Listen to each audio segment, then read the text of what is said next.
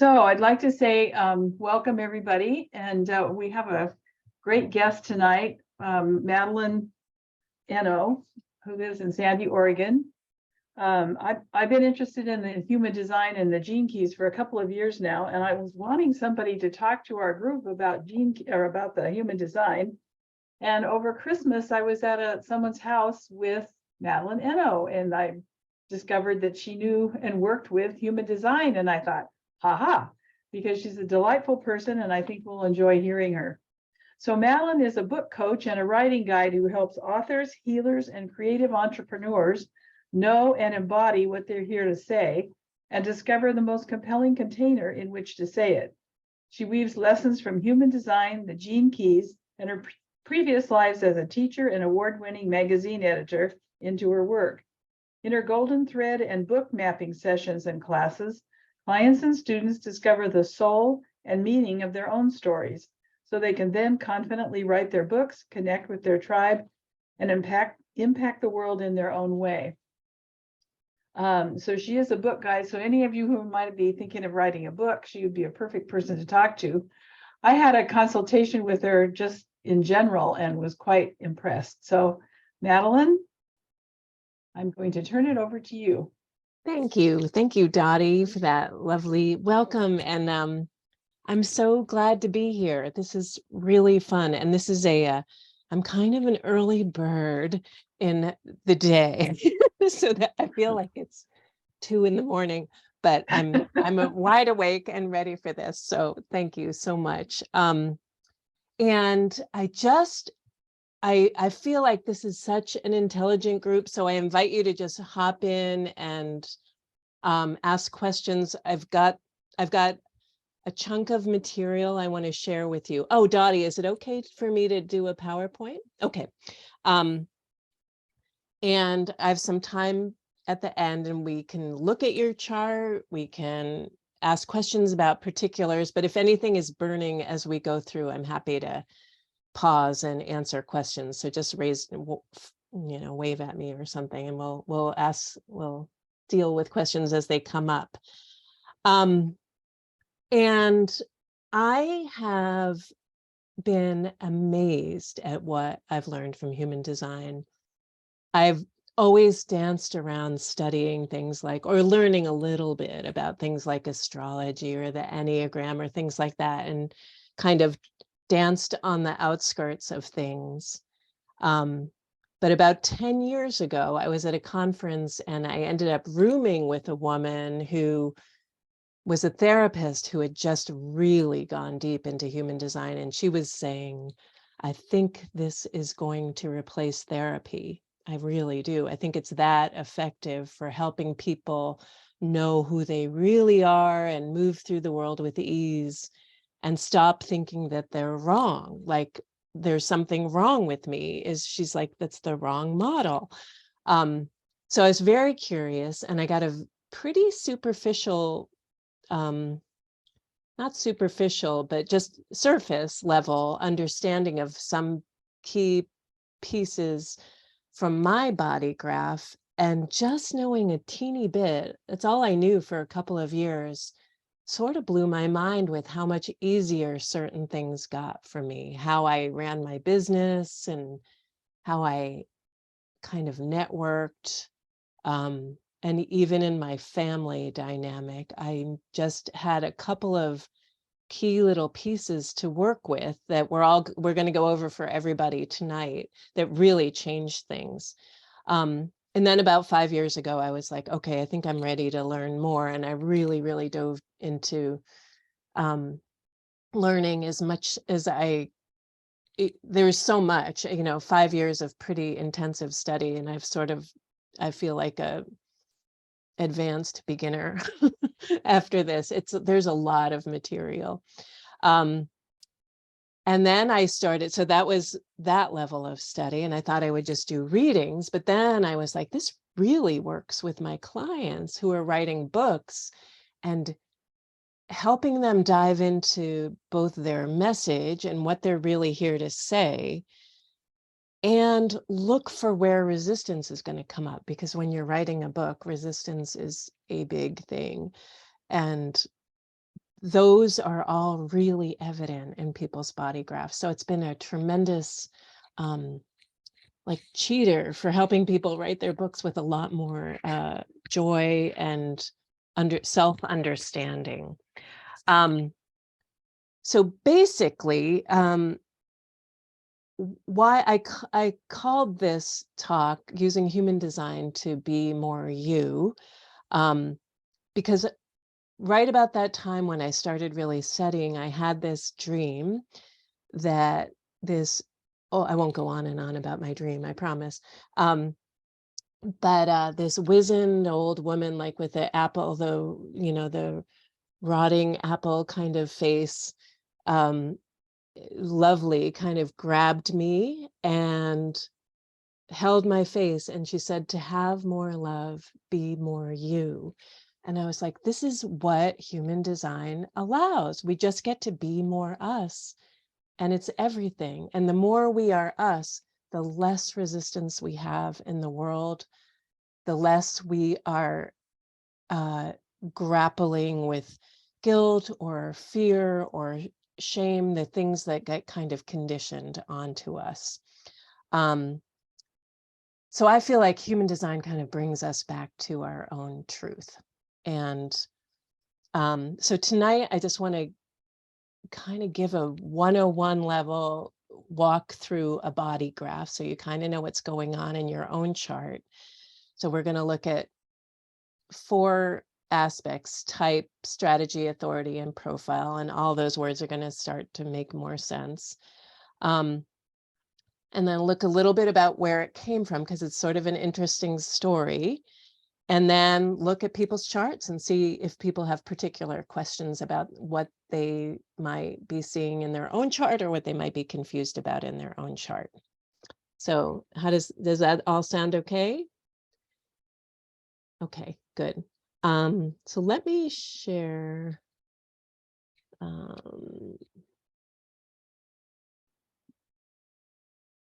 Okay. Oh. You want to take Darlene's question? Oh, I'm not looking at it. Okay, I was opening this up. Raised her hand. I have some Paulino relatives. Where is Paulino? I'm Darlene. Darlene Paul, has a question. Paul lives in Vancouver, Washington.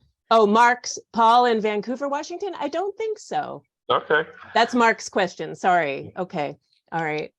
I was trying to pull up this PowerPoint and look at questions. Sorry, Darlene, what's your question? I was wondering how crucial the birth date, the birth time is, because I'm not sure I have that. It might be on my birth certificate, but I don't have it available to me right this second. So I was just wondering how important it was. It's important. And what you can do is, do you know the rough time? No. Okay. I put in a strange time, so.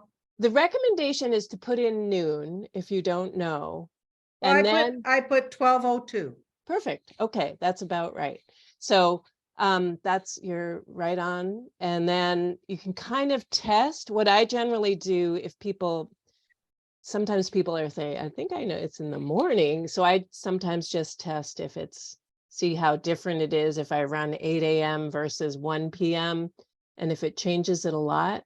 But if things don't feel right as you're learning about your type, if it feels like that's kind of not me, then your birth time might not be in that ballpark. Okay, thank you. Yeah, yep. So it's a good thing to have. Okay, so let me do a share again. Okay. Is that showing up? Is that on, Dottie? Yes. Okay. Looks good. Okay, good. Thank you. Okay, so again, here's that link if anybody still needs it. And tonight we're going to look at know your type, know your strategy and authority, know your purpose, and begin your experiment. So the origin story for human design comes from this fellow, Ra Uru Hu, who's the founder of Human Design. And he was a very interesting guy. He's a manifester type. Madeline, Yep. I'm sorry, can you go back just for a moment? I just heard about the meeting just an hour before and I didn't get that website. Oh, do you want to look at that again? That's possible. Sure. I was writing. Yeah. I'm sorry to interrupt. Yeah. If you just go to www.jovianarchive.com, don't worry about this part. It'll be really obvious. Okay, thank you. Just the main one is fine. Sure. Thanks. So Ra was a magazine publisher and ad exec, a Canadian who went out to the Ibiza in Spain and kind of became a hermit. He had kids, but he was still living kind of a hermit life. And in 1987, he had this, what he called being penetrated by the voice, and he called it the voice. And he received tons of information that he just transcribed up day and night for, it's actually that I wrote 9 days, there is 8 days. And it wasn't pleasant at all. He describes it as a terrifying experience. But he took it all down, he wrote it all down, and it took him years to kind of synthesize the material and kind of recover from this episode. But he stuck with it. He was the one to deliver this. He was told that he was the one to deliver it and dedicated the rest of his life to teaching this information. And he died in 2011. And there are many teachers I've worked with who worked with him and were really influenced by him. And all of you seem to know Gene Keys, and Richard Rudd was a student of Ra and learned Human Design. And then he kind of evolved Gene Keys. He learned all those 64 gates and really felt like there was way more evolutionary potential in them. And so he kind of expanded those gates into the Gene Keys. So that's kind of the relationship between those two. So he started teaching in the 90s, and so every time he taught, he said, don't believe a thing I tell you, just try it for yourself. So this is really what the beauty of the system is it's all about experimenting with it, learning a little nugget and then experimenting with it. And that's where it gets really interesting. Okay, so he wrote his big book. This is the big Human Design book. It's like the equivalent of the big Gene Keys book in grandeur. And it says, the only thing on the opening flap is, for those who would like to live as themselves. And I just love that. So I think this is such a cool system because it's all about learning what is not you and what is you, and being able to really tell the difference and flourish in that. Okay, so this is a quote from him that I just love. I'm not going to read anything else except this is such a beautiful quote. When you learn to see how the vehicle operates, you enter into mythology, real mythology, not made up stuff, not fantasy. Every human being has a unique archetypal nature that is here to be explored and expressed, not by doing anything, but by being yourself. It's our major task and begins with you simply understanding how you operate. The first step is just to understand the basic mechanics. What is on in you and what isn't, what is fixed and reliable. The most important thing about the nature of human design, it's here to be experimented with. So I kind of look at human design versus the Gene Keys, as human design is very much mechanical. It's like the machine of us, and Gene Keys is sort of our soul evolution within that mechanism. So tonight we're just going to really look at what's going on in this body graph and start to interpret it. So this is called the body graph. And it's made up of these.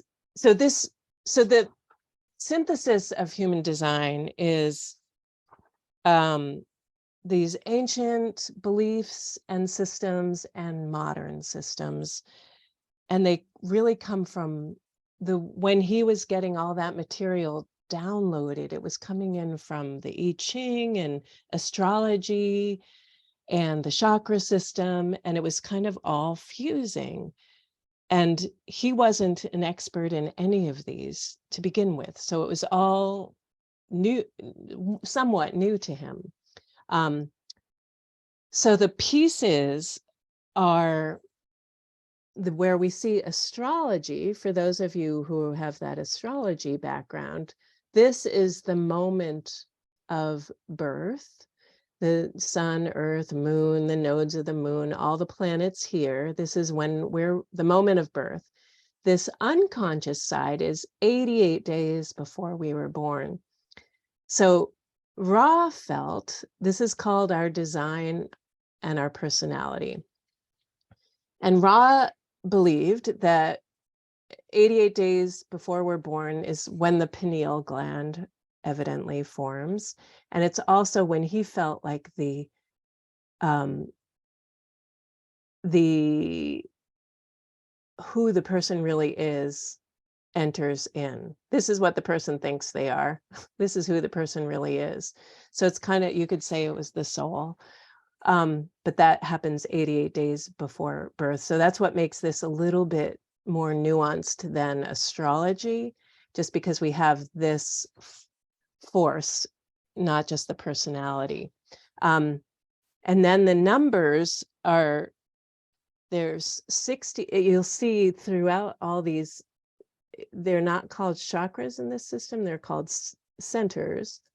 But through all these centers, you see all these numbers, and these are called different gates or traits, and there's 64 of them. And if you know the I Ching, there are 64 hexagrams in the I Ching made up of 6 lines, and then the lines appear in these, I'm not going to get this detailed for long, but the lines appear here. What's after the decimal point is 1 through 6. So those where the 6 lines are, the 64 hexagrams. You'll see that in the Gene Keys. If you read that Gene Keys book, that the I Ching is, Richard Rudd's studied the I Ching for a long time. So that's all involved in there. So 64 is really key. And in the genetic code, there are 64 permutations of the sequences, nucleotide sequences. So 64 is a really a familiar number through all aspects of being human, from the ancient to the modern.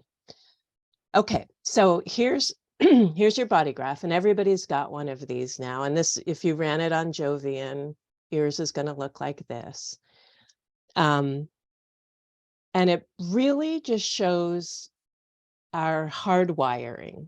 And people use that phrase a lot, like Brene Brown says, we're hardwired to belong. And that is very true. But what human design shows you is how you particularly are hardwired to belong.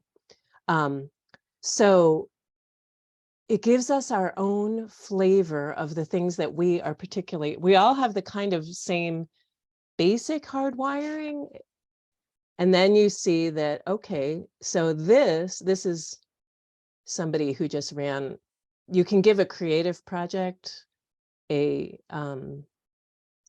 body graph. So this person ran one for January 13th, 2020, a creative genius. So created a new project or created a new person.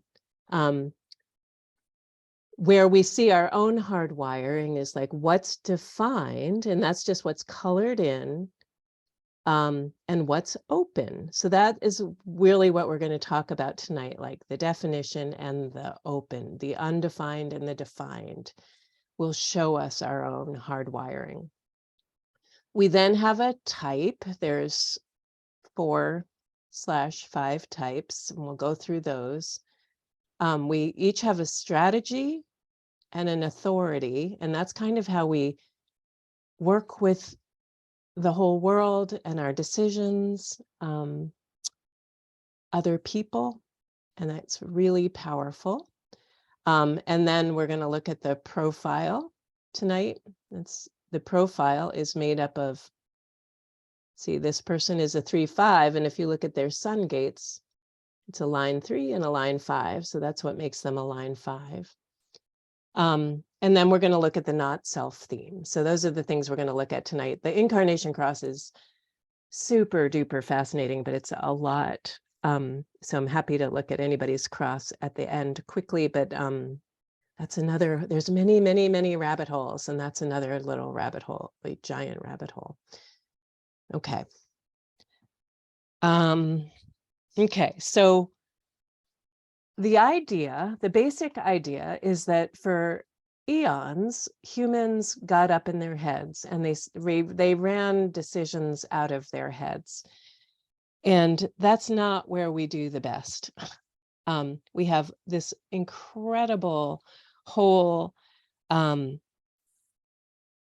life spark and life information and ways to receive information from Mother Earth through our body that can tell us so much. And we sort of limit it to up here and our mind really is a little bit too fearful and conditioned and binary and basically afraid of things and wanting things to stay the same to really be able to interpret the information coming in from the world. But when we use our body to do that, we can learn so much. Okay, I'm just going to look at my notes just to make sure I get everything. So you'll see, I mentioned that the centers are connected with the chakras, but you might be wondering, why are there 9 when we all know there's 7 chakras in the body? So the ancient chakra system had 7 chakras, and then Ra received the information that in 1791, when they discovered Uranus, that was about the time we started transitioning from Homo sapiens to the next iteration of humans. Ra called it Homo sapiens intransitus, because we are evolving. We've added it, and so through what he received, human design adds in 2 more centers, the G center, which I'll explain more about, and the spleen. So spleen is like really, really intuitive, ancient. It's our most ancient awareness system, very sensory, instinct, animal awareness. And then the G center, which is all about self-love and identity. So those are the 2 that have been added, and I'll talk more about them. How's all this? Is everybody okay? Is any questions as we go along? Okay. Okay, so I just want to say, before we start to look at anything, none of this is a box. It's all just information that you can experiment with. It's not, I had a funny call from my brother I'm a Leo, and my little niece is a Leo, and my brother said he wanted me to talk to my niece the other day because she was crying because she heard that Leos are the worst, the worst sign, and she was so upset. So I don't want anybody to cry when they hear what type they are. Everything is beautiful and perfect, as I told her, and I did tell her there were a lot of great things about Leos. And we looked at her human design too, which adds so much more flavor to it. So anyway, none of this is to box you into any kind of non-possibility. It's all to allow you to move with the total freedom of being more you. Okay, so in Ra's notion, okay, so Ra always talks about the vehicle. That quote I read talks about the vehicle. So imagine this pink limousine, and the vehicle that we travel through life in is our design side. So all the 88 days before birth is like, that's all how we're designed to operate and move through the world. What we all get a vehicle that looks like something, it moves a certain way. It can be super nice or very plain or big or small. We get this vehicle to move through life. The driver is not us, as you can see. The driver is someone else. The driver who is kind of chauffeuring us through life is what in human design is called the magnetic monopole, and it lives here, and it's like a magnet in the middle of us that kind of holds the conscious and unconscious sides together. It attracts everything toward us. It brings love. It brings kind of connects us to our destiny. So there's this force within us when we get out of the way that's chauffeuring us through life. And that's here. So that's something driving us that's not us. And the car isn't us. We, according to human design, are like a passenger in this vehicle. And the job of a good passenger isn't to leap up and grab the wheel and drive. It's to sit in the back and kind of watch things as the world goes by. So once we're sort of in the experiment of human design and really working with your own magnetism in life and getting the resistance out of the way, it is much more an experience of being this passenger. This passenger looks a little wild and frenzied, but it can be very peaceful and cool experience to just be the passenger. Maybe that's Albertine finding out she was a Leo. No, it's the worst sign. Okay, so all right, so in a perfect world, so here now we're going to start breaking into you, and you've learned now what you are. So now we're going to start getting into the you. So holler if you have any questions as we go through this part. So here's how the world breaks out. And in Ra's, as humanity is evolving and we're kind of moving away, I'll say a little bit more about this toward the end, because I don't want to, this is a sort of side topic, a sidebar. The more we know who we are, we can really work very, very well in the world, and it's going to be less need for the structures that have held things in place. You think of how the last few hundred years have been a lot of, there's governments, universities, churches kind of up here, and people identifying with these things. In Ra's evolution of humans, we're all knowing ourselves much better and functioning by doing ourselves and needing much less identity with these kind of vertical structures. It's a much more horizontal world where everybody functions as themselves. So in a perfect world, the manifester, is anybody here a manifester that you found out? Do we have, they're a little rare. You kind of know when they're in the room. They're great. They are the only people that are kind of the just do it. They're the people Nike was talking to. They're the people who are supposed to just do it. They're kind of like, get out of my way. Here's what I'm doing.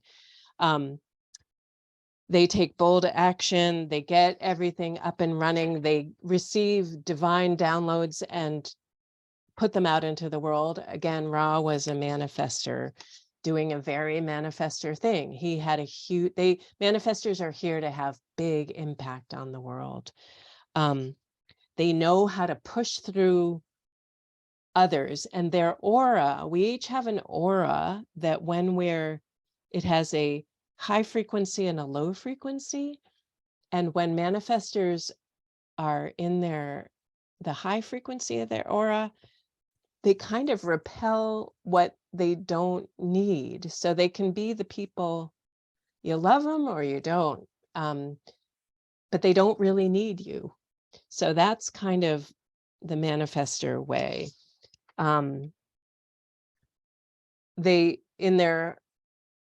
When all is going well, their frequency is very peaceful. It's beautiful.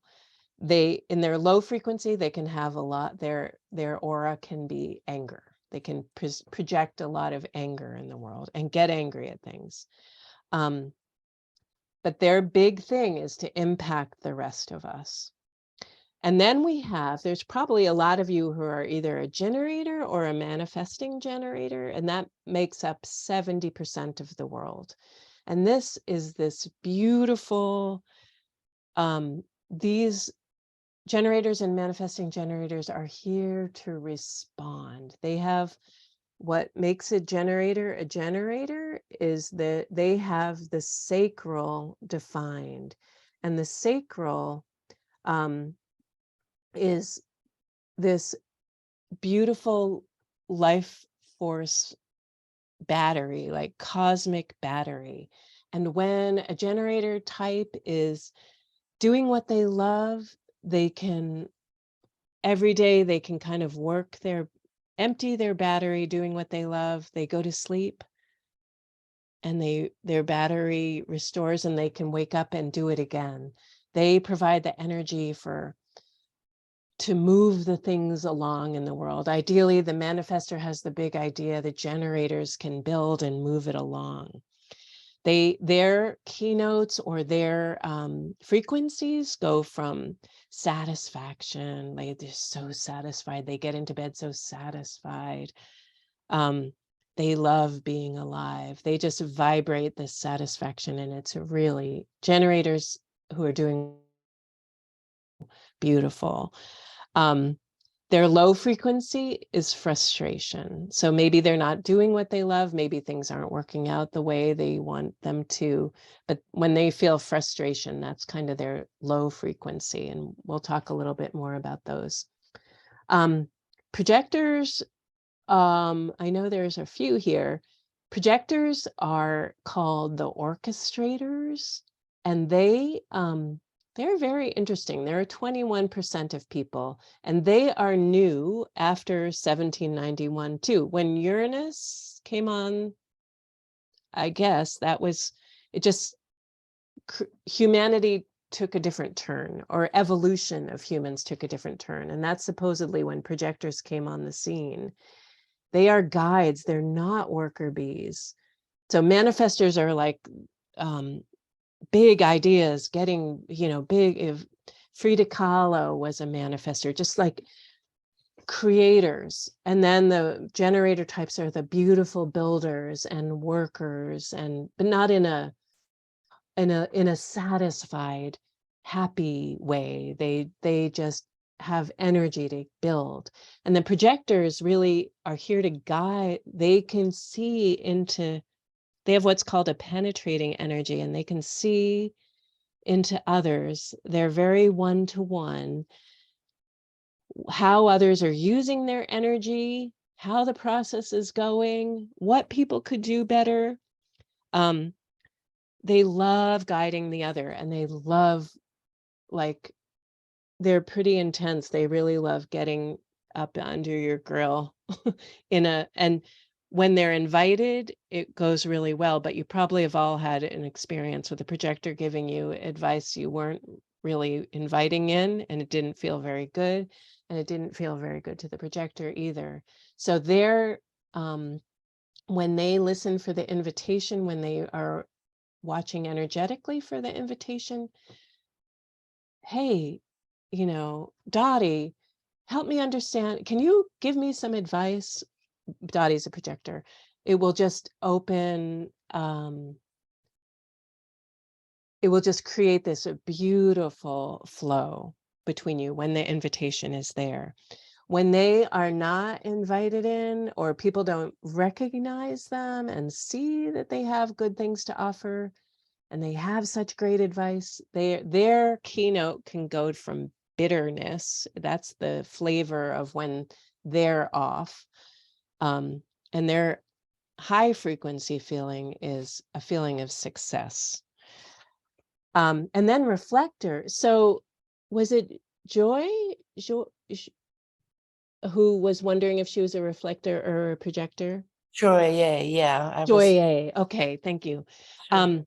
So projector, that was projector. Reflectors, I don't have a reflector chart, but a reflector will have nothing defined here. None of these centers will be defined.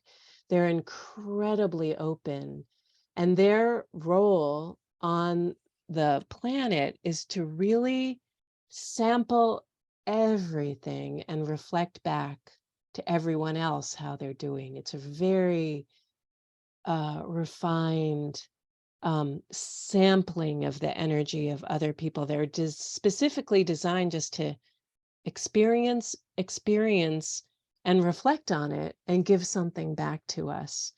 So they are very good at sensing and fine-tuning other people's energy, but in a very reflective way. The projector is much more, Bob, I think you would be great at this. Could you move that over there? The projector is much more energetic. The reflector is, projector is much more like guiding how people use their energy, but the reflector is really reflecting back if you're okay.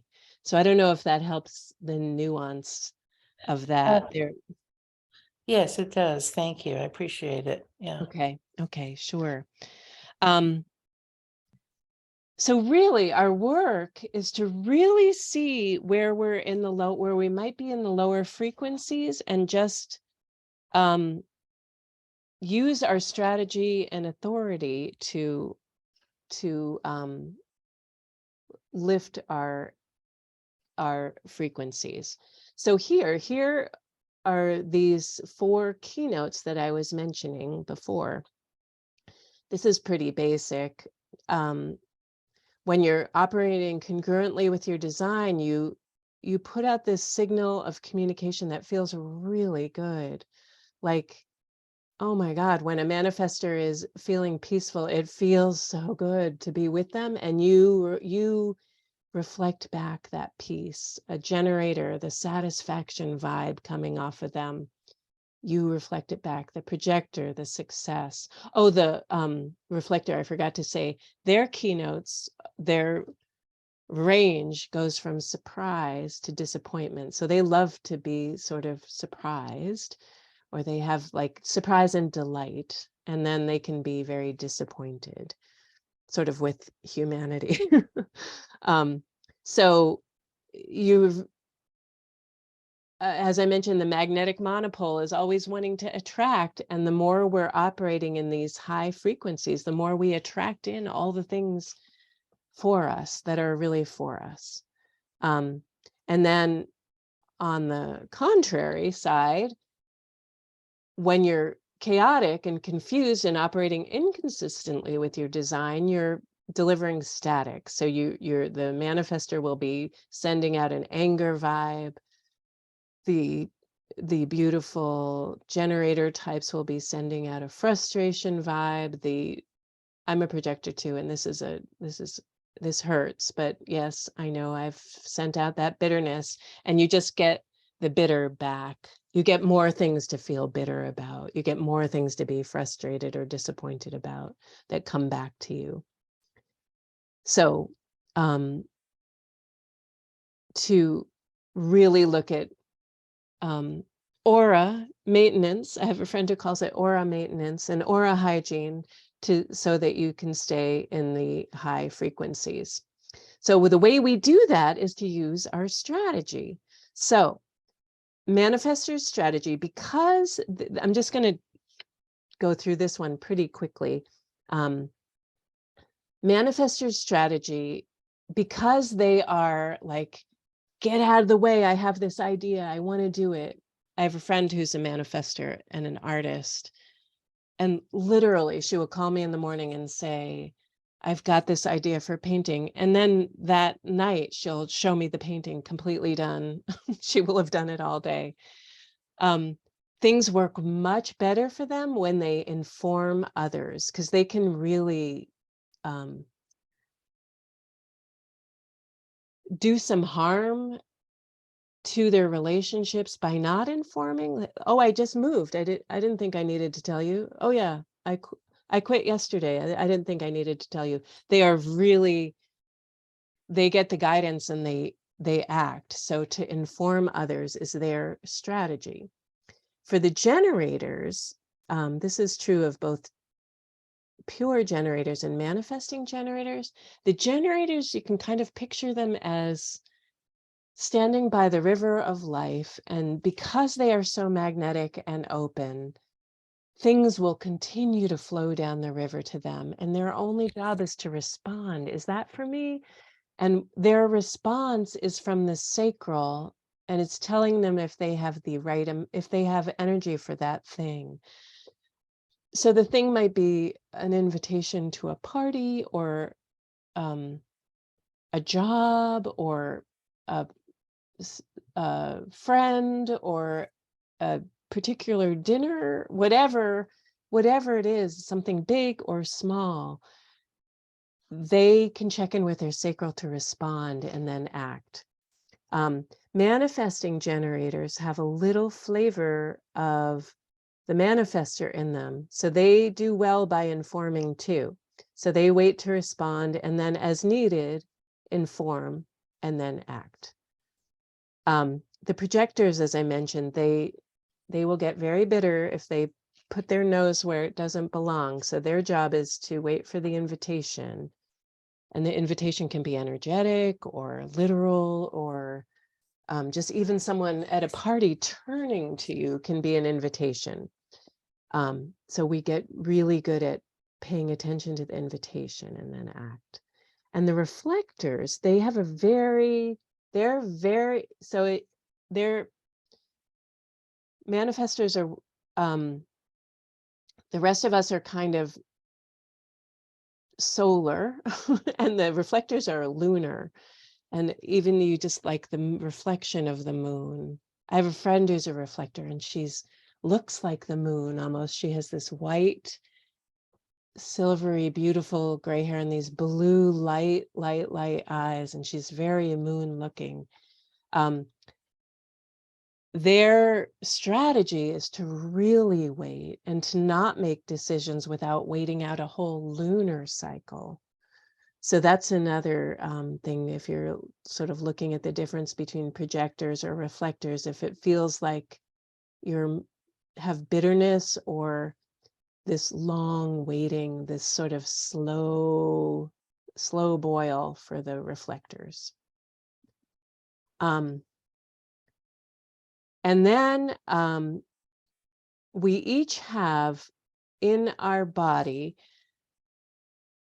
so that's our strategy. We each also have an authority. So the authority is the part of us that can really make decisions from truth without letting the mind make a decision. So the mind will always take over, and if you can look at it with your on your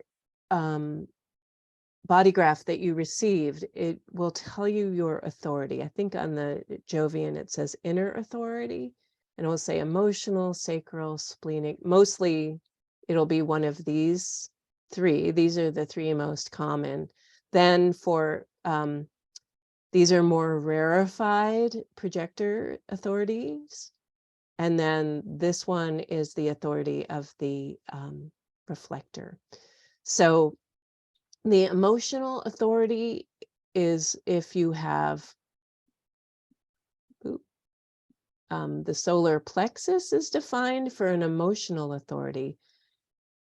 I'm going to come back and go a little bit more into these. The sacral will be for generator types, and that's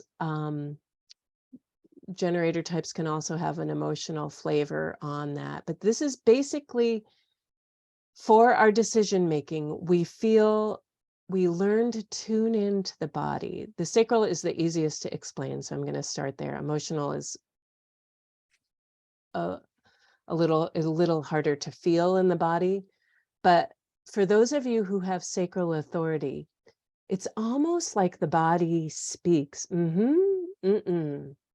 My husband's is sacral, and he, you know, he knows these are the people who can really trust their gut. So when making decisions, big or small, really tuning in to that gut, and listening for that truth in your body.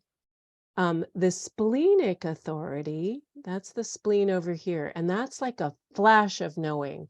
And those are the people who are like, we've got to get out of here right now. This feels really bad in here. Like they are almost like animal-like in their knowing in the moment. It's just a flash. It goes away quickly. So the mind can really interfere with these folks. And then again, I'm just going through this quickly and can answer any questions afterwards. But the emotional authority, I've got this, and this is a common one, so I imagine several of you will have this. We have I've come to see it as like we have sort of this greatest hits playlist in our emotions when we're faced with a decision. And it can feel I feel really scared. I feel overexcited. I feel I really feel sad. And we can't make a decision when we're in the highs or lows of the emotions. We've got to wait till the water clears. And the more you can practice listening for very familiar emotions that just come in when you're, making any kind of a decision. It might be some kind of fear, a very familiar fear comes in, and you can kind of tell, I think this is my emotion that has nothing to do with this decision. So you learn to really suss under the emotion. Okay. Oh, okay. Oh, sorry. Are there questions? Then these are more the heart, the G center, the mind, environmental decision making authority. I know Dottie has a mental decision making authority, and it's very do you want to talk about that, Dottie, about what that's like?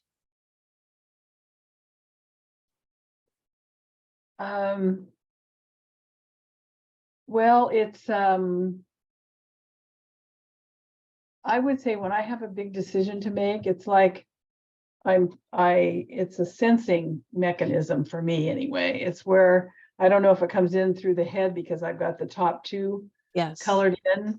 But it's like I could imagine it if I'm making a decision between two things, for example, I would imagine one of them on this side and one of them on this side, and it will be clear to me which one is the one to take because it will light up or it will expand, or there's just some knowingness that happens with that.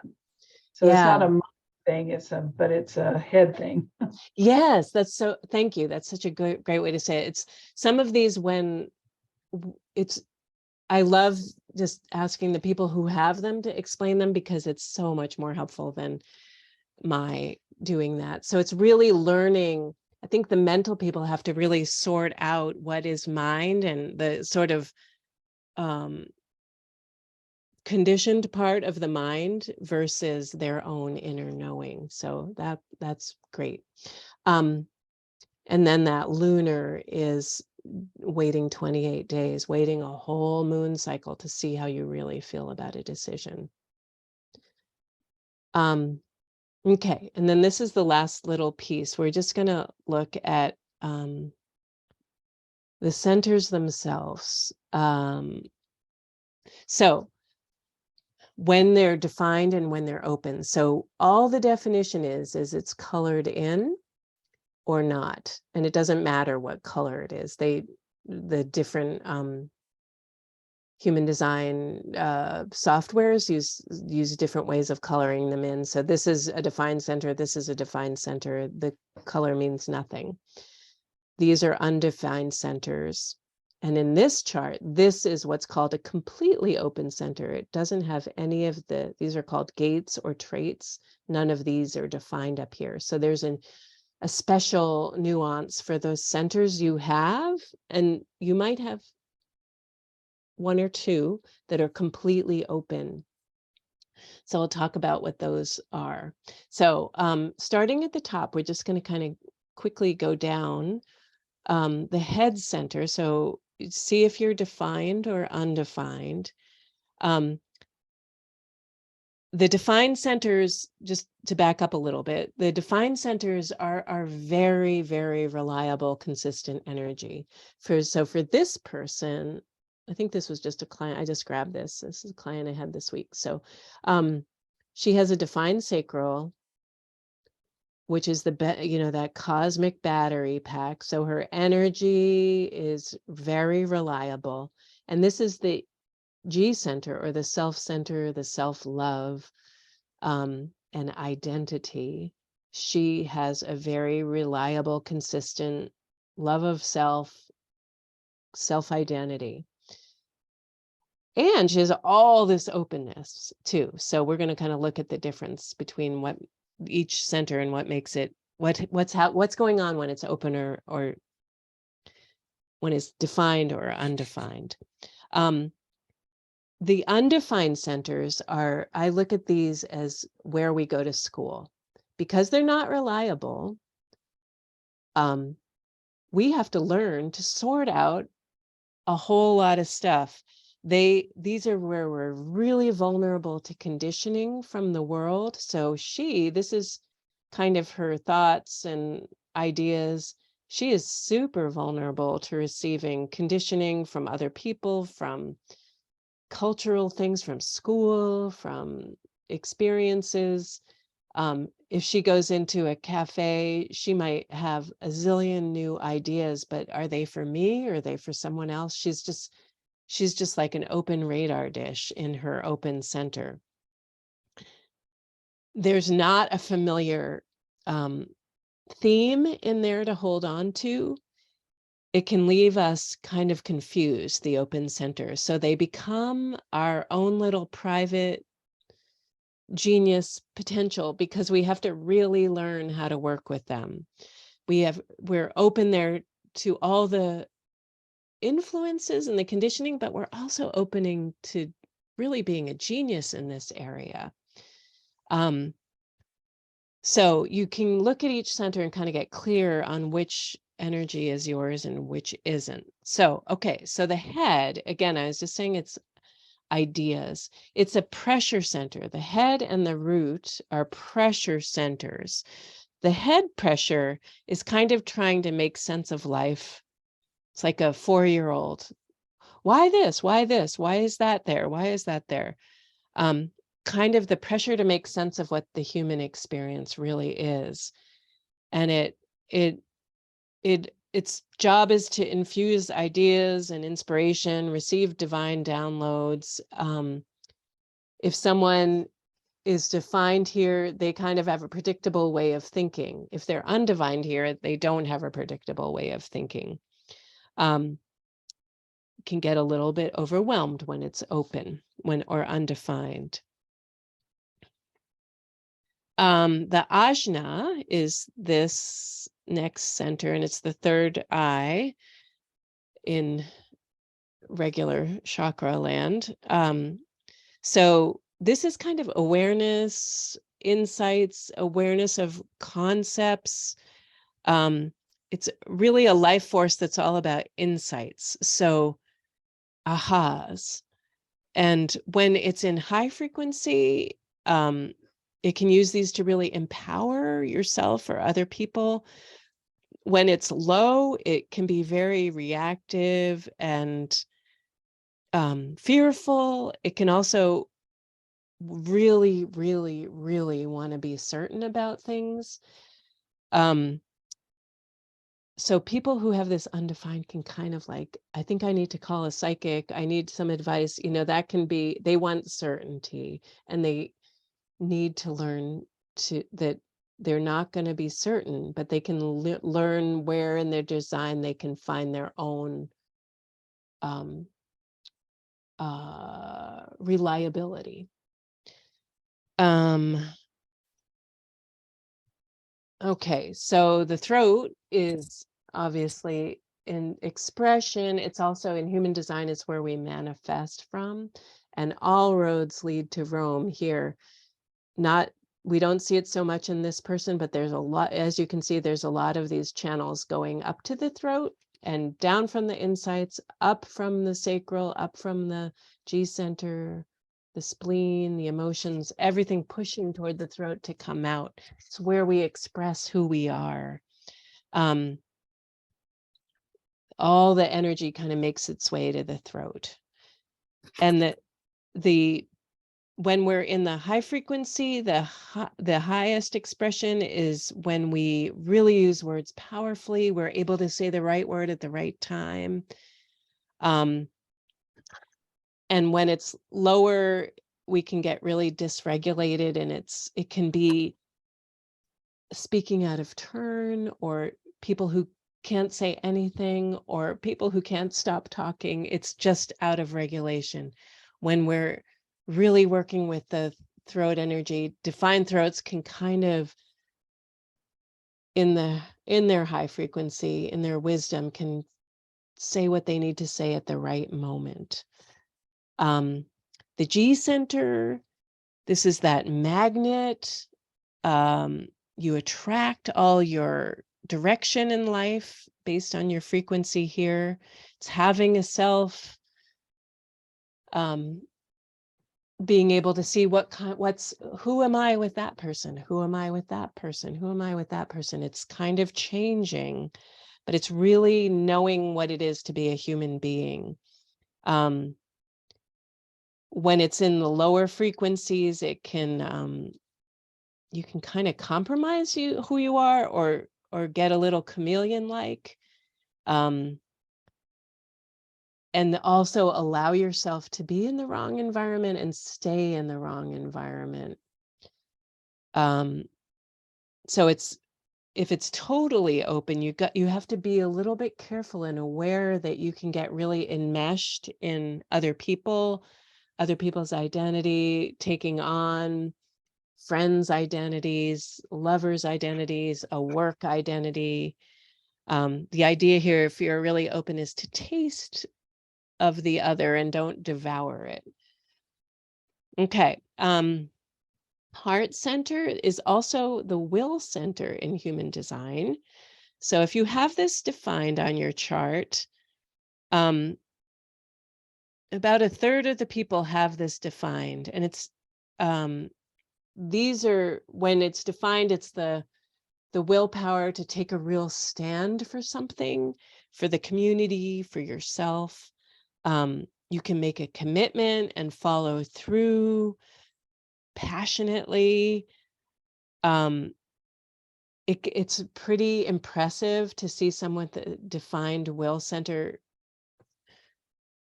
I don't know, I can kind of think of like the single mother of 3 who has no money and goes to law school and gets it done, that kind of energy.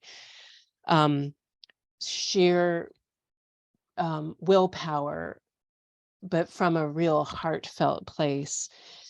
When it's in the lower frequencies and undefined, it can get really thwarted by the people who are defined. So you can be with someone when you have an open center, undefined center, you can get really affected by people who are defined. So if you're hanging out with someone with a defined heart, you can all of a sudden be like, yeah, I can get that done by Tuesday. I can sure, I can build that house. And then all of a sudden they leave and you're like, what the hell? What the hell did I do? You can get very conditioned by that. So let me just see. It can also, when it's undefined, it can struggle with worth and value. So if you're running your own business, this is a really good one to know that you have, so you can really shore up standing in your value.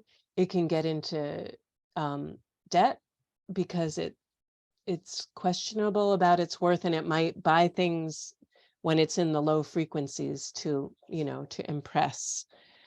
A little bit about, there's a lot in here about worth, proving, feeling I need to prove myself over and over with a person or a client or something. Solar plexus down here, this is the emotional center. So if you have this defined, you are here to be emotionally intelligent. You're here to hold space for others' emotions. You're here to be wise about emotions. And also let them, if you have that defined, it's your decision-making authority. So you also are here to let emotions pass through with neutrality. You can get really tweaked by something, but you also know tomorrow this will feel very different. I'm feeling this right now, but I know in a couple hours I'm going to be fine. You tend not to freak people out with your emotions. You tend not to bring them down to their knees or rage, or you're just emotionally intelligent. So you're emotionally intelligent about others and yourself. And this is kind of in the high expression. When it's in undefined, you can get a little carried away by making decisions when you're emotional that you might do better off waiting for. You can also use others' emotions. You can walk into a room and all of a sudden feel terrified or sad or depressed because of the way someone else is feeling. So when this is open, you've really got to take a lot of emotional care of yourself and be aware of what's mine, what's someone else's. So that's why we get to be genius in these areas, is because when it's open, you're like, the open centers are really like big bowls that everybody's stuff gets into. So you've got to really be able to pull your own stuff out. Okay, the sacral, we talked a lot about the battery pack.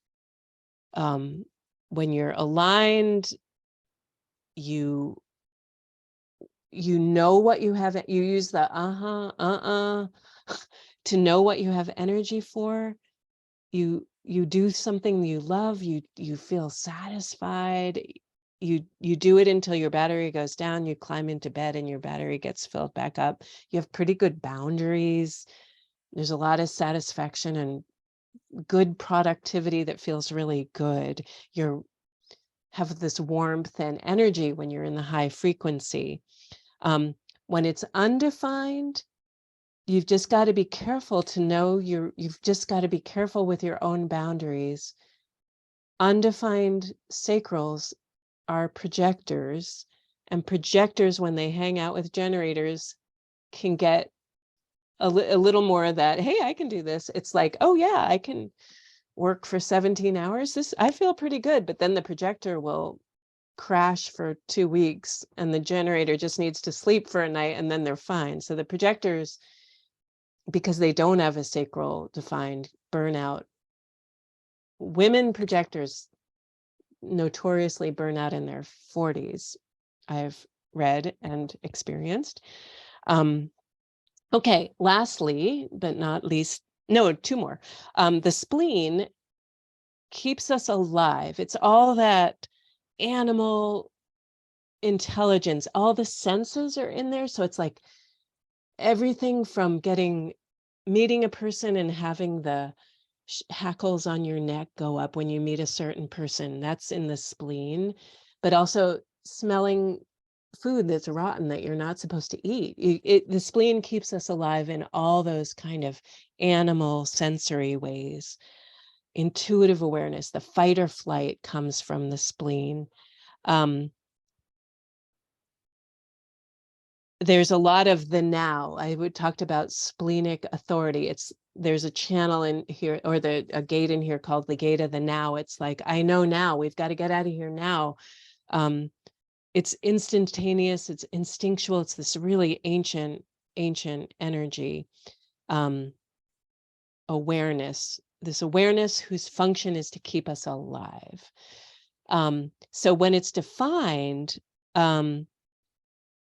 we trust our own energy, our own intuition when it's defined. We really trust ourselves when we're defined. We trust those heebie-jeebie feelings we get. When it's undefined, we get those feelings, but we might not trust them quite so much. Also, when it's undefined, we kind of look for safety a little bit more. And people who have it defined, if you have it defined, know that you naturally make undefined spleen people feel very safe. When it's open, also, you can be vulnerable, more vulnerable to things like addiction and medication. Medication might not work the same way it does on people who have it defined. Okay, and the root is like the head. The root is a pressure center, but the pressure, the energy that we have to do something kind of with adrenaline. So while the sacral might say, oh yeah, I have energy to take on that medical degree, the root is kind of, do I have the energy to do I have the adrenaline, to do something shorter term, to have that, I don't know, to get my taxes done tonight or something like that. It's more the adrenaline we need to get through a more limited activity. So when it's in its high function, these are the people who know how much time it takes to do a certain thing. It's Heather, it's like our friend Melinda, who has a huge party every summer. She starts it in May. She knows what things she needs to do in May, June, July. She has all her lists. She knows how to use her energy really well. When it's low, it might be the person who waits too long and then has to drink coffee all day to stimulate themselves to get through the task. It's just way more consistent when it's defined. When it's undefined, it might also be a person who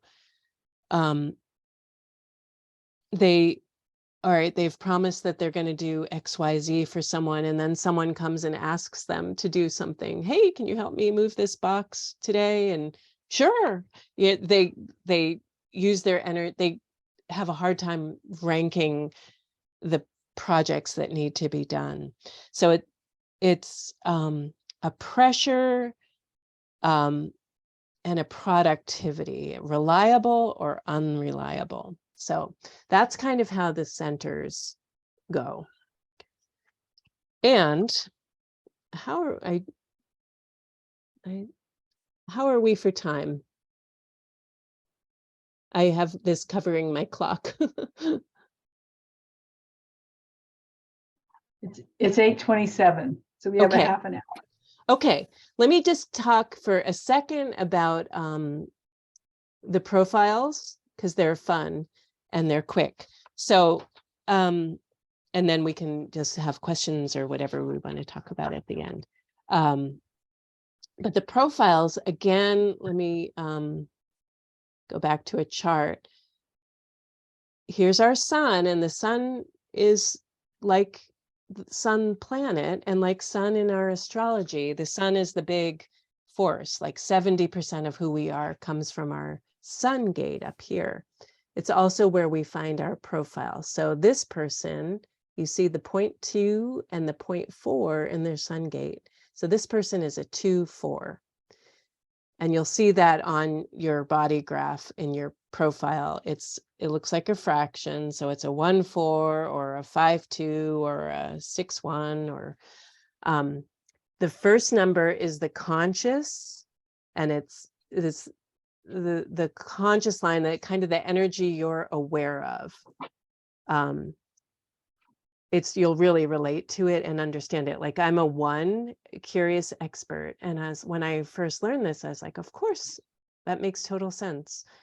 When I was 9, I was biking to the library and filling up my basket with nonfiction books about everything, and then reading about basket weaving and Mesopotamia and all the things, just curious.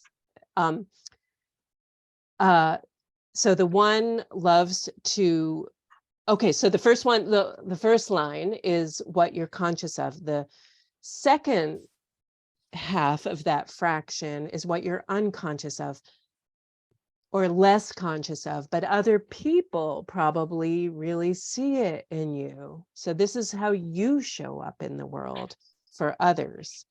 So leaning into the energy of this is another way to make our magnetism so strong and have less resistance.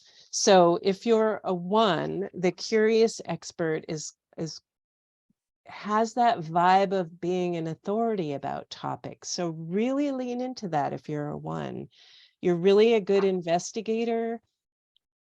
And knowing about things, learning about more, gives you a real feeling of safety. So honor the part of you that wants to learn more. This can get these are also the people who want to do like another certification program, yet another one. So at some point you can just say, I am an expert on this topic. I don't need more. There can be a sort of need more kind of feeling about this one. Okay, line 2s. For the line 2s in the room, you are the gifted recluse. These are beautiful souls who are also called the natural, and they have such genius inside of them. And it's kind of the thing that you think, can everyone do this? This isn't anything special. Can everyone draw botanical flowers at this level of detail, or whatever the thing is that you're really, really good at? It's very easy for you to do the thing that you're very good at, and you can kind of be very happy hermiting away and doing it forever.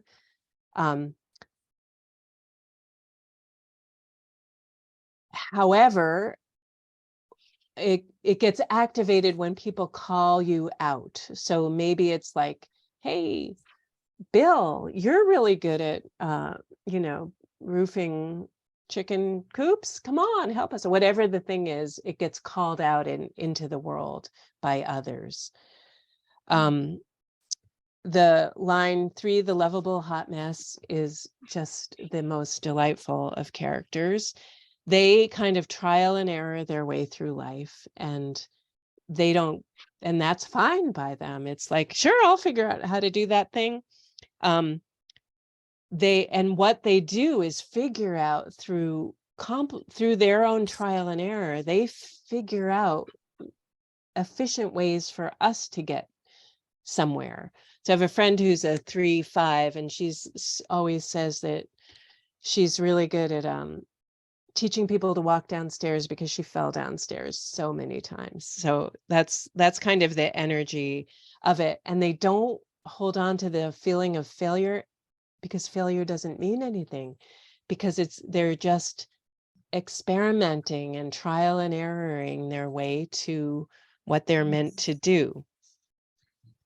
The 4 is the networker, and these are people who are, I know a guy who knows a guy, do you, they're people who, oh, I know I need somebody to do this. I'm going to call that person. She'll know who to set me up to. It's kind of, they are really known in their circle. They're kind of hot in their circle. Everybody kind of knows who they are and knows what they do. And the opportunities will come to them through people they know in kind of a small batch. They don't need a gigantic tribe to have the opportunities in life. So have faith, if you're a line 4, that everything is right there for you.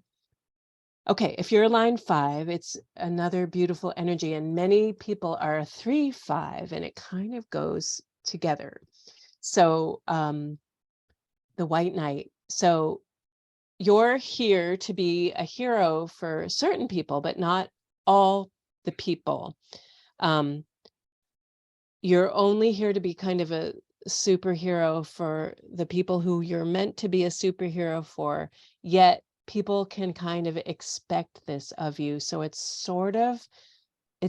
a line that gets projected on. Oh, you're here to save the day, Annie. This is fantastic that you're here. And then 20 minutes later, I thought you were going to save the day. You didn't save the day. They can get some stuff projected on them too. So that's why you've got to be really careful about who you use your heroic Superman skills with. Again, using your strategy and authority to know who to be with. And then the 6 is the role model. They do that throughout life. They might not come in as a role model. They sort of have a 3 energy when they're younger, but they grow into being a real leader, like a natural leader with natural authority, compassion. They're very graceful. And they need to know that it's okay to step into that role and to take on that role, even if they might not feel ready. They're ready. They get kind of activated to give really sage advice when they step into that role. So a lot happens by the willingness to kind of step in. And this phase, they can have the kind of 3 vibe when they're younger, but over 50, they can really step into that shining role model. Yeah. Okay. And I think, yep. And then I pulled up some charts just in case we wanted to look at particulars, but I thought maybe we could ask for, see if anybody had some questions in the meantime.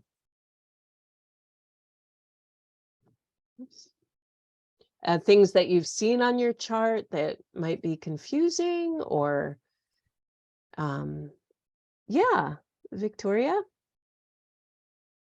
Whoops, you're on mute. Thank you for that amazing description of everything. Just a quick question. I noticed that the right angle, my incarnation cross, it looks like the same numbers as my primary gene keys. Is that? Yeah. Yes. Your incarnation cross is exactly those same numbers. It's the sun and earth on the conscious. It's the top 4 numbers, top 2 on black side and top 2 on red side. So it's the sun and earth on the conscious side and the unconscious side. And those are the primary gene keys too. So you're spot on. They have the cross of consciousness has a lot of relation to those outside gene keys. Okay, so understanding more about this incarnation cross, it would parallel what the gene keys? A little bit. They all 4 work together, so you get kind of this interesting overlay. It's not going to be completely, there's going to be familiar language in it. What is your cross? The right angle cross of the Sphinx. Oh yeah, Sphinx. Yeah. So yeah, I think you'll find some parallels in there. And the cross is really this beautiful theme that's in our life, but kind of we grow into it.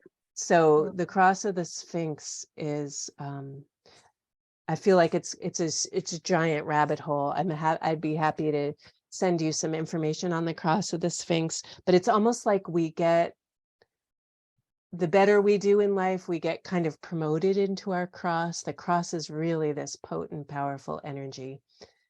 So it's going to be different than your gene key descriptions, but not completely unfamiliar to those. Thank you. It sounds so vague. You're so welcome.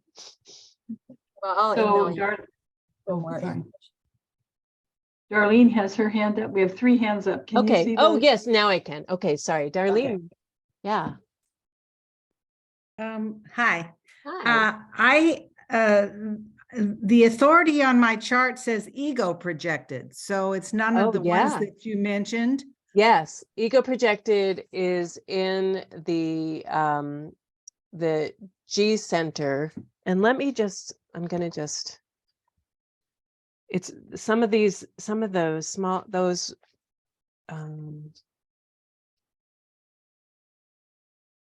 okay. You are your, okay. Okay, it's really based on what your ego self wants, like making a decision. I just wanted to make sure I got this right, because rather than being in the mind, it's the ego. So like, what do I really want? And really listening says small decisions can be based purely on what you want and what you have the willpower to do, but your energy is precious. So only commit to things you really want. When you hear yourself saying that you will do something, you've already decided. And it says when your will is challenged, that's when you really dig your heels in. So I guess maybe people saying you can't do that would be effective for you. So yeah. Okay, so when you said the profile is a number and then a number, just to clarify for my own edification, It the should first say number is what you're conscious of, is and the first number is conscious. Yep. and the second number is what others see in you. Yeah, it'll be kind of familiar, but others will be like, oh yeah, that's totally you. So it's kind of it's your design, like it's what others people see in us versus your personality, which is much more familiar to you. So yes. Thank you. Yep. What is your profile numbers? 5-1. Okay, yeah. So you're that superhero white knight with I guess. who likes to study a lot too. Yeah. Thank you. Sure. Lynn? Yeah, hi, thank you. This is just I guess, a preliminary question. I could not find my birthplace on the list. So I picked a city that's kind of close there. Yep. Yeah, as long as it's in the same time zone, that should be fine. Oh, okay, okay. And I didn't know what UTC meant either. That's the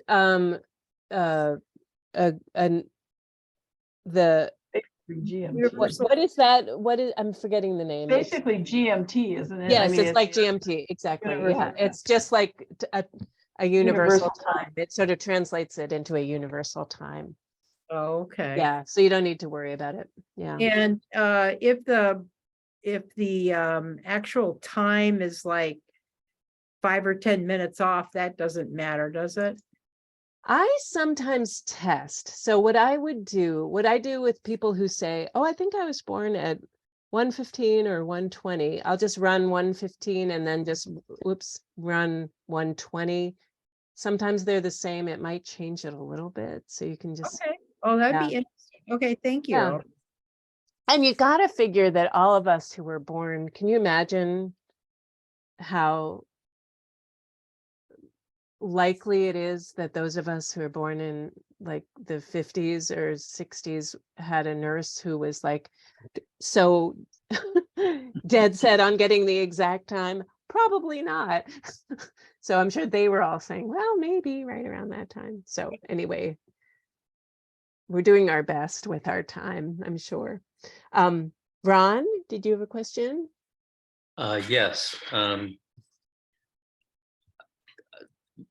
A lot of this is way over my head, but I noticed I'm not quite sure what this incarnation cross thing, because mine says left angle cross of obscuration, and then there's some numbers, Yep. and I see those numbers up in the, one of them is up in the top, and another one is in the throat, and another one is way down on the left side. I guess that's what, pancreas, and the other one I can't even find. Oh, there it is. No, it's in the sacral. Yeah. I tried to follow along with this, and I'm sorry, I'm really remedial here, so I need some explanation. Yeah, the cross, that's why I said we probably wouldn't talk about the cross too much tonight, because the cross starts to go down. The cross is super fascinating. I would just say for right now, don't worry about the locations of the gates, but you might just want to Google cross left angle cross of obscuration, right? Yeah, you might just want to Google that and see what you learn, because the cross is so cool. But I wouldn't, unless you're super fascinated to kind of do delving into, that's kind of another nuance is where those gates are in our body. It matters, but it doesn't matter just to getting the feel for that cross, if that makes sense. You can find out about it without diving way, way, way down. Okay, thank you. Yeah. Yeah.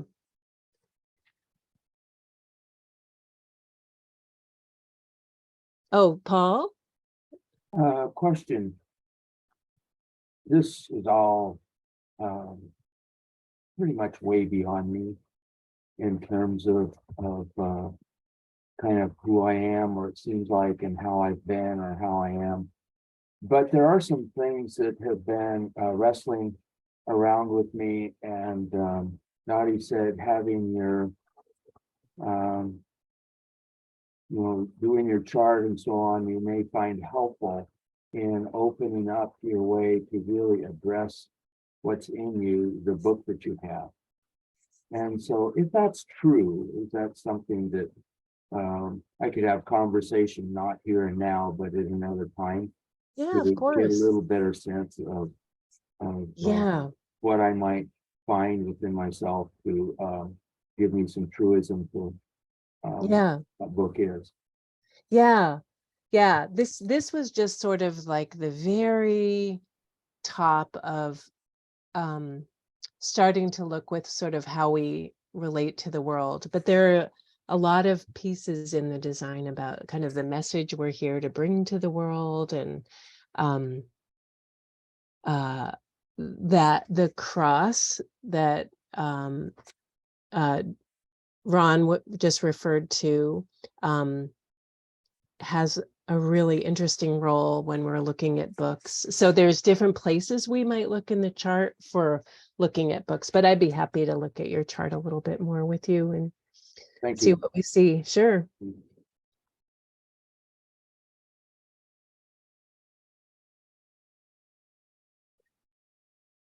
Anybody else? Thank you, Madeleine. It was a good overview. Okay, thank you. I learned some new things today too. So Okay, well, thanks even so though I've read much. the book. Yeah, yeah, it comes at different times, different pieces come in when we need them. But yeah, There's so thanks so much for having me. Yeah.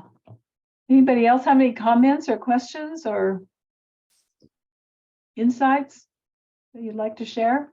It's very complex. It's like, whoa, okay. I mean, way more than an overview to even come close to understanding what this means for me. And but it's very interesting. I just realized I don't know anything. You know everything. So go ahead. Paula? I just wanted to thank you. I think it's fascinating. I didn't get a chance. I'm going to quickly, after we finish with this, go and figure everything out. I'm going to guess I'm probably a 1 because I loved it. It was like, oh, more. But Yeah, Honestly- ones and projectors really get into this stuff. So just really wanted to thank you and say it's great. That's all pretty much. Oh. I look forward to maybe following up probably you. with Okay, you. another thank time. you. Okay, thanks. Lynn? Yeah, I'm a 1, and I think that we talked about types, we talked about strategy and authority, but there was 2 others, I think, purpose and experiment. Was that? Yes. something? Okay, so the experiment is just taking a piece of it and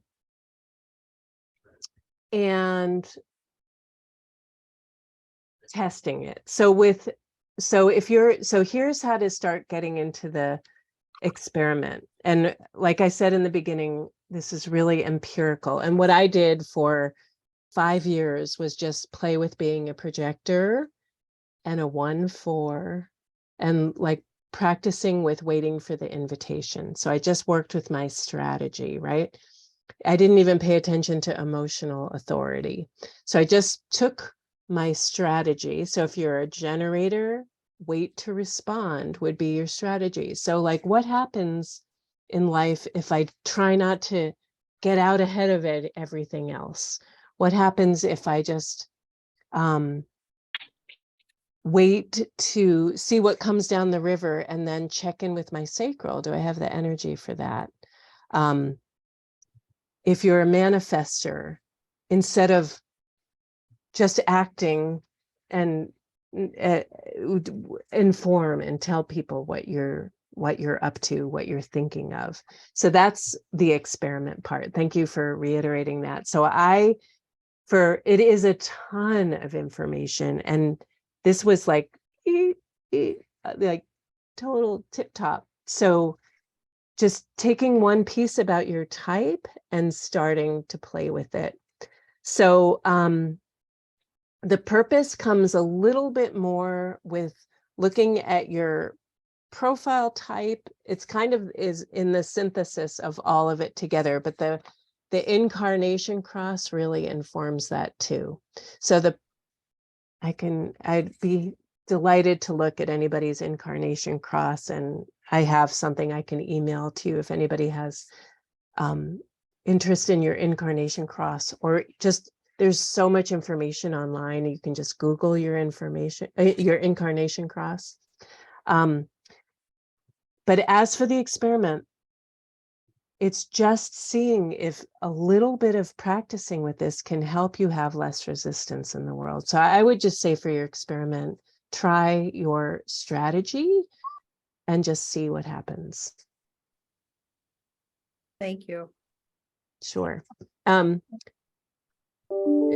Dennis? Oh, yeah. It's Joy. We're in the same Yes. place. Okay. Yes. The piece underneath profile, it says definition. It says single definition. Denny has split definition. Yeah. Okay. Okay. I can just show you real quick what that is. Or I'll just explain it so then I don't share screen again and do all that. So single definition means in those centers that are defined, they're all connected by a channel, and the channel is just the colored in line going across. Split definition means that there's a gap between they're not all connected, there's a gap. So the split definition takes a little more time to assess things. The single definition is kind of, my husband's one of those too. They're very unto themselves. They don't need to process things with a lot of people, and they don't, you know, they're kind of whole because there aren't any gaps in the flow of the energy. Split definition has a gap. So other people can fill that gap, other information. This is getting a little nuanced again, but they don't get things like that, but once they get them, they know them. They might take a couple times hearing a piece of information before they get it, but then they have it forever. So that's, there's triple split, and there's a whole bunch of different kind of splits, but single, they're all good, and they're all perfect and great. That's helpful. Thank you. Sure. I'd like to make a comment, if I may. This is Diana May. I just want to say thank you. I got a little bit into the human design, I guess, about with Teresa Hart over in Portland. But like I said, I never really understood it fully. You gave me great definition, and it really is spot on. I'm recognizing how I operate truly is what came forward on your thing, told us to go and look at this page. So I really appreciate you asking us just to do that ahead of time, because I didn't have that information. Oh, good. Yeah. And it's been so powerfully explanatory to me, and I really needed that. So I really appreciate it. And yes, a number of people told me I need to write a book, or I'm supposed to, but I never felt the power or know how to do that. So I appreciate, and perhaps I too will be in touch with you if I feel called to do that eventually.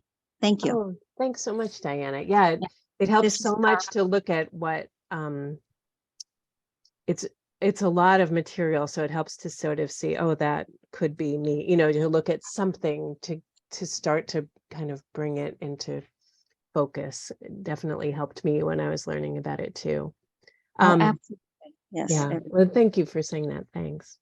Ron, is that just okay? Hi. Yeah, another question I had, maybe this is one of those more obscuration sort of things, They're but cross. between the centers, some of which are colored and some of which are not so colored, I see lines that like halfway through the line is like a dark piece, and on another line I see all these diagonal things, and the numbers that they reach to in the different centers don't have anything to do with anything else I see on this page. So is it too obscure to try to enlighten me about that now, or? No, so the lines that are go all the way across, if there's a whole line from center to center, that's called a channel. And it can be all black or all red or half and half. Oh, stripy, like you just, you know, jaggedy, stripy. So the black is conscious, the red is unconscious, and the stripy is conscious and unconscious. So it might be something that feels very, yes, this is me. Oh no, that's not me. So it can kind of be in and out of our awareness. And when it goes halfway across, that just means that the gate is defined on the side that has that. It's called a hanging gate. It just has that definition that doesn't reach all the way across. What that is it can be activated by other people who have the other half of that. So it's just, we either have it undefined, defined, or it goes all the way across. And it's a trait that you have, and you can look and see what that trait is and whether it's conscious or unconscious, and learn more about it that way. But that's what the stripe is. And what is the significance of the numbers that are highlighted and the ones that are not? They're defined and undefined. So defined just means it's reliable and familiar, and you have it more. Like we all have everything in the chart, but when it's defined, we have it more. So I have, what number do you have defined? Just give me one as an example. Okay, the very top clear one is the middle number, 61. Okay. And it's also a number in the left angle cross of obscuration. Yeah. And then when I go down to the throat chakra area, I see 62, 56, 12, and 45. Okay. So, So- 61 is a great gate. 61 is in your head. So each of those gates is like a trait that you have defined. Is it black, the 61, or Yes, red? yes. Okay, so it's Yeah. conscious. So see, Oh, it's wait, I'm sorry. I can't see with the color of it Okay. because I printed it out on a black and white printer. Yeah, I do that. I always do that too. So gate 61 is this beautiful gate of knowing things. Okay, It's a truth that gate. makes sense. You don't need to prove it, you just know things. So that's Yeah. a gate that has that trait. So you know that already because you know that. So each of the gates has a one, gate 44 is a super smell. Like you can have an amazing sense of smell. So all those gates are a different little flavor. So they're defined or undefined. What about all those numbers in that throat chakra thing? Those are fascinating. Those are all for, if you're a writer, they all have a different voice. So they can be storytellers who tell from the past. They can be storytellers who use a little bit of shock. So they're all kind of storytelling gates in the throat. They're cool. So Google throat gates human design and you can see which ones are which. They're super cool. Thank you. Yeah, okay.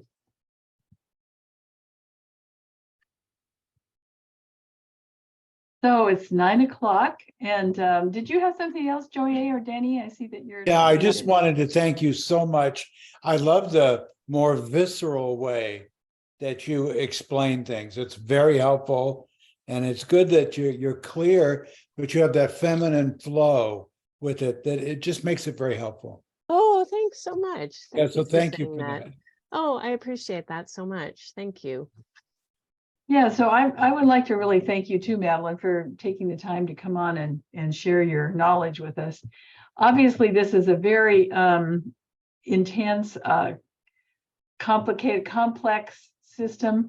And, the purpose for bringing Madeleine here and talking about human design is for us all to know about human design. And for some of you, you might not care a thing about it. For somebody else, it might make you curious about your own design or about what design might say about humanity. For me, I'm interested in it for myself and for the evolution of consciousness. What does that mean for the evolution of consciousness? So anyway, if you want to know more about it, then that book, the human design book, hold up your book again. You can get that, please. You can get that from Amazon. I have the book, it's up there, but I didn't want to get it down. This is a great book, yeah. It's a great book if you want to know more about it.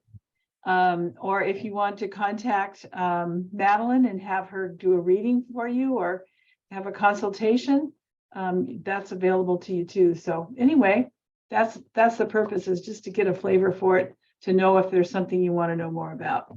So thank you, Madeleine. That was great. Thank you so much. Yeah, I loved being with all of you. And yes, sleep well. And holler if anybody has any questions. There's so much you can find to Google anything in human design, but I'm happy to answer questions. And if anybody wants to prowl around their incarnation cross, I'd be delighted. So just holler. And I did send out your email address or your, excuse me, Website. I'm gonna sneeze. Your website with it. I'm gonna sneeze again just a minute. I did send out the link to her website if you want to contact her. Thank you. Thank you for doing that. Thank you so much. That was beautiful. Well, thank you very much, everybody. It was really nice to be with you. All right. Sleep well. Okay. Okay. Night. Bye. Thanks for Bye. coming, everybody. Thanks for your participation. Thank Great you, to Val- see you all. Bye. for arranging. Thank you, Donnie. Thanks for joining us. Thank you, everybody. Good night, Jim Bob.